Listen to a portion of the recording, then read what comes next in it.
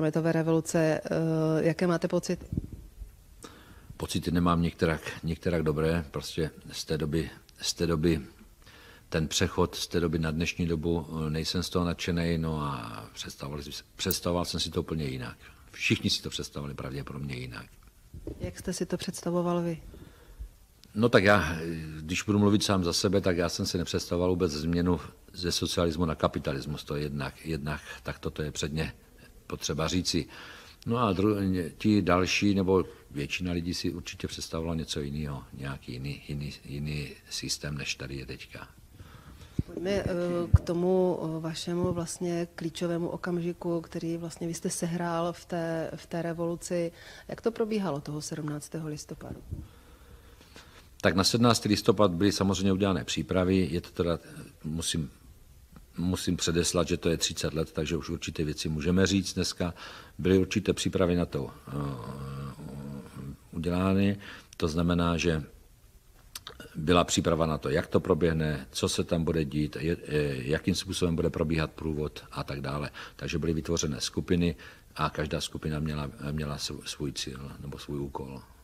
Takže šéfové StB pečlivě prostě naplánovali každému jeho úlohu, podle vás? No podle mě ne, tak to bylo, jak to říkáte, ano, bylo to připraveno určitými lidmi, to znamená, že každý dostal svůj úkol a ten si, jako vojáci jsme si ho splnili. Jaký byl ten váš úkol a jak to teda probíhalo potom? Já jsem měl na starost skupinu, takzvaná cílová skupina, která měla za úkol vytvořit nebo přivést ten průvod na Národní třídu a tam vytvořit mrtvolu, která měla vyvolat fámu o ubytí studenta. A konkrétně jak to teda probíhalo? No tak probíhalo to konkrétně, já nevím, jak to říci, prostě došlo ke střetu mezi demonstrujícími policejními složkami. Tam když došlo ke střetu, tak prostě jsem tam upadl a tím pádem to takto všechno vzniklo. Kolem mě se samozřejmě udělala skupina lidí, která měla na starost tady tu činnost, no a těžko se to popisuje, jak to konkrétně, prostě takto to tam prostě proběhlo. Potom, co bylo dál? Vás odvezli někam do nemocnice, nebo co bylo? Odvezli mě na František, do nemocnice na Františku, kde jsem potom se sebral a odešel jsem z nemocnice pryč. Čili tam ti doktoři vás vyšetřili a zjistili, že vám něco je, nebo jste neměl žádné zranění? Neměl jsem žádné zranění, samozřejmě jsem musel tam projít nějakým tím vyšetřením a to bylo tak všechno. Kdo podle vás rozšířil tu informaci o tom, že tam zemřel student?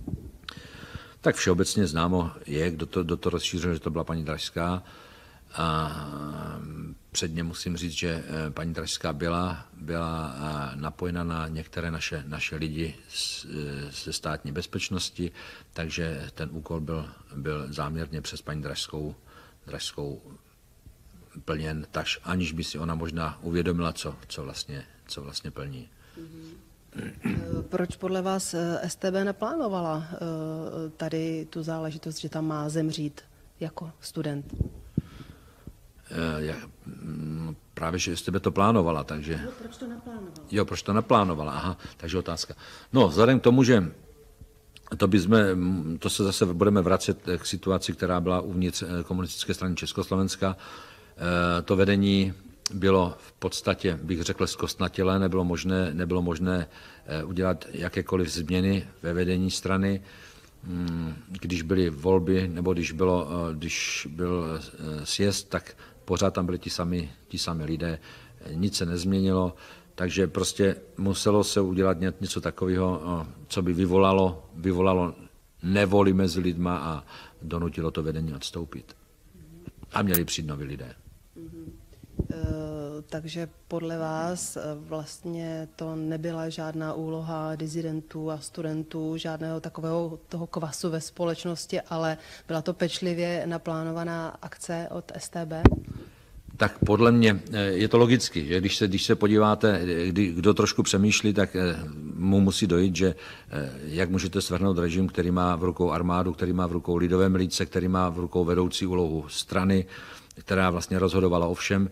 Těžko by se bez státní bezpečnosti něco tady mohlo povést. A konec konců disidentské hnutí, které tady bylo, tak to bylo 1000 členů. Charta 77 měla necelých 1000 aktivistů, takže otázka 24 hodin a bylo po nějakých demonstracích. Takže určitě to nebylo, určitě ten, kdo si myslí, že to udělali disidenti, tak je na velkým omylu. Jak vy jste se vlastně dostal k práci pro StB? No, mým cílem nebo mým snem bylo být prostě policistou. Nebylo to, že já jsem o státní bezpečnosti ani nevěděl, když jsem vstupoval ke vnitru, takže jsem vůbec nevěděl, že něco takového, nějaká taková složka existuje. Samozřejmě už na vojně mi byla nabídnuta práce u kontrarozvědky, to jsem tehdy ještě jako mladý člověk jsem to odmítal. No a posléze, to znamená po té době, když jsem vstoupil do policii, tak jsem si prošel nějakým tím kolečkem, tak jak bývalo zvykem, a nakonec mi byla nabídnuta ta práce u kontrarozvědky. Když se ještě vrátím k tomu všemu, co jste vyprávěl o té vaší roli, kterou jste sehrál, vlastně parlamentní vyšetřovací komise to celé vyvrátila. No, to jsem se právě, pardon, to je právě úplně jinak. Byly 2 parlamentní komise, jedna byla v roce hned 1990, ta nedošla k žádnému závěru, ta v podstatě nic nevyvrátila, a ta druhá komise, ta už byla složena, to bylo v roce 1992, ta už byla složena především z disidentů, byl tam předsedou komise, byl pan Ruml, mám dojem, jestli se nemýlím. Takže ta komise už potom už dělala závěry, které byly potřeba. Je potřeba si uvědomit, že, anebo kdo trošku tu situaci od toho roku 1989 sledoval, tak ví, že po roce 89 všichni házeli vinu, nebo že všichni měli jasného viníka, státní bezpečnost, komunisti a podobně. No a najednou někdo zjistil, že to asi není ta správná cesta, že někdo by mohl v budoucnu říct, že to neudělají disidenti, a najednou se ta situace začala měnit.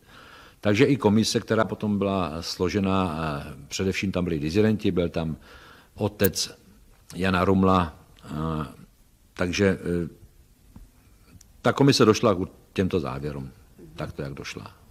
A vadí vám to, že jste pokládaný za jako nevěrohodnou osobu nebo problematickou, nebo jak to říct? Mně je to úplně lhostejné, kdo si co myslí, ať si myslí. Já jsem předložil dokumenty, já víc pro to udělat nemůžu. Já jsem předložil určité dokumenty, předložil jsem pas, peníze, předložil jsem letenku, víc už pro to udělat nemůžu. Vemte si to, že atentát na Kennedyho, který byl v roce 1961, do dneška není objasněný. Takže mě je to úplně lhostejné, kdo si co myslí. Říkáte, že jste předložil pas a letenku, čili vy jste měl po těch událostech jako kdyby zmizet někde v zahraničí.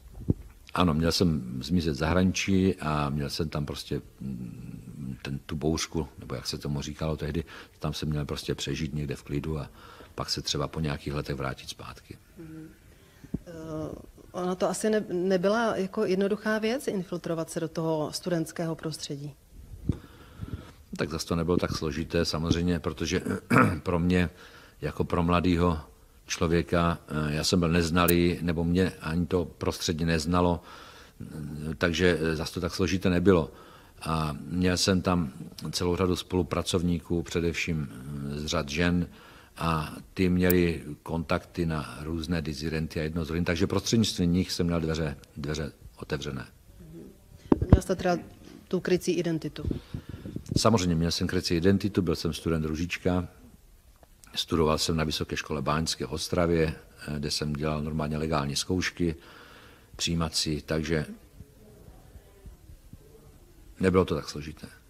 Nedělalo vám to jako kdyby psychické problémy žít vlastně pod jinou identitou a vědět, že máte nějaký úkol, který je před váma?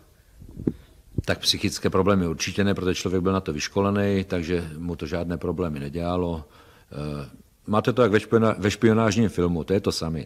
Když si vezmete CIA, tak ta taky vystupuje všude, nebo ti pracovníci jejich vystupují všude s krycími jmény.